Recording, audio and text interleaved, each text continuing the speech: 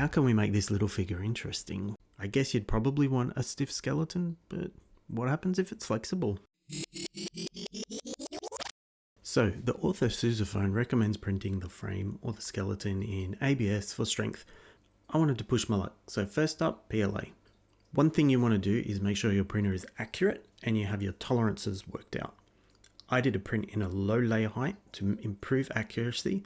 Make sure you subscribe so you don't miss an upcoming video with adjustments just on tolerances.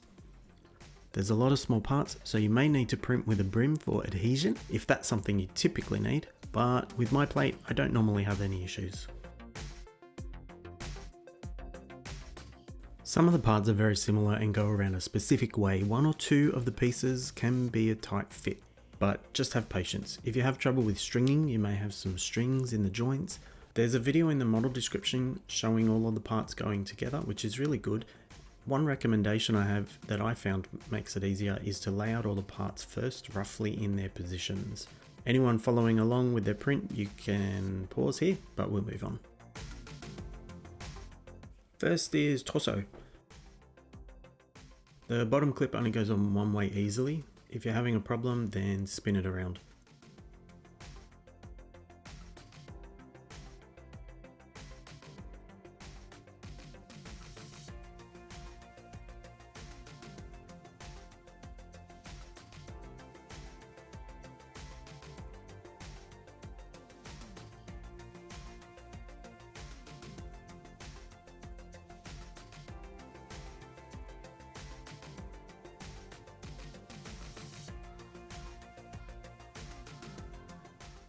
For the legs, there's not much to say except the knee joint needs to have that little point in the clip facing forward because that's where the kneecap clips on.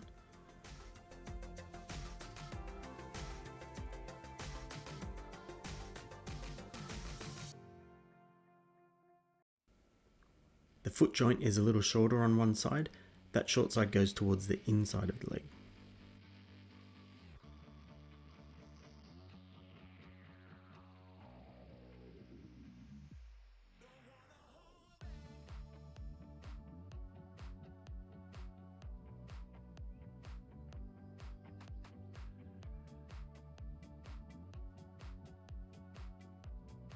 The only one I really had an issue with was the knee plate because it was quite a tight fit and fairly small.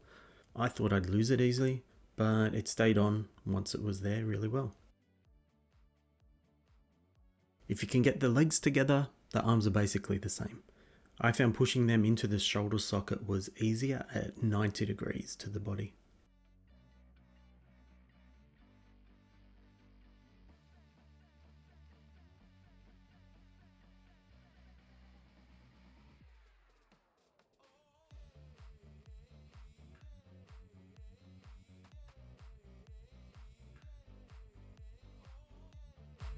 It makes sense the recommendation is to use ABS for rigidity, but what happens if we try something super flexible like TPU? Do they go together? Yeah, sure they do. As soon as I started the assemble though, I could feel a problem and see where my experiment was going awry. The rigidity of the harder plastic is what holds the ball and sockets together. What you get with TPU is a socket that fits together real easy, but also pops out easy. The joints where the armour covers the ball and socket holds firm and they work great, but the torso just wouldn't stay together.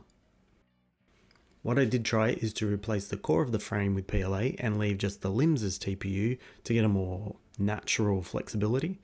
Yeah, you could use it as a crash test dummy and get this guy to live up to his name, but there's really no advantage or anything you can do that you can't do with the full rigid frame, unless you want the joints to easily come apart at specific places. You can really get a lot of expression from these guys, and as expected, a good example of sticking to the recommendations in model descriptions. We have a figure that poses and stays where you want, and a flexible mess that falls apart, but no fault of the model, just my silly curiosity.